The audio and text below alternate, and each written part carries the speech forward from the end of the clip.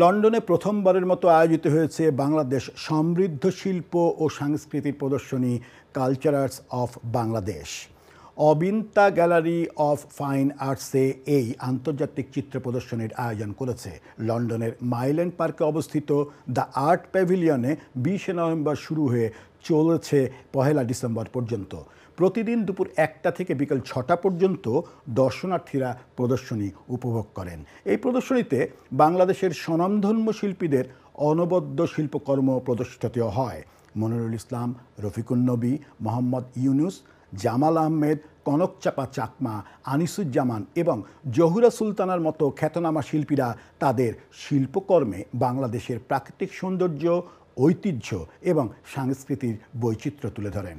প্রদর্শনীর সময় the art প্যাভিলিয়নে আর্ট ওয়ার্কশপ অ্যান্ড আর্ট টক ইভেন্টেরও আয়োজন করা হয়। এতে স্থানীয় শিল্পী, শিল্পপ্রেমীরা একত্রিত হয়ে শিল্প নিয়ে আলোচনা এবং ধারণা বিনিময়ের সুযোগ পেয়েছেন। প্রদর্শনটি টাওয়ার হ্যামলেটস কাউন্সিলের সহযোগিতায় আয়োজিত মাসব্যাপী বাংলা নাট্যোৎসব এ সিজন অফ বাংলা ড্রামার অংশবিশেষ। আমরা ঢাকা বাংলাদেশ থেকে এসেছি। এটাই আমাদের প্রথম exhibition in London. Very prestigious gallery, তাছাড়া ওনার সাথে আমাদের অন্যরকম একটা সম্পর্ক আর কি।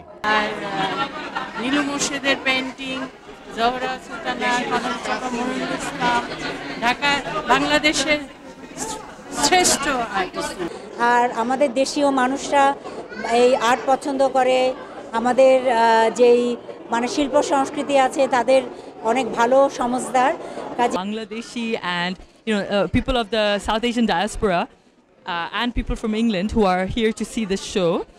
It's really wonderful, especially this location at the Art Pavilion in Myland Park. It's a great location to see all this Bangladeshi art. So I'm really proud to be here and to see all this art, and I hope that it gets more exposure because it deserves it.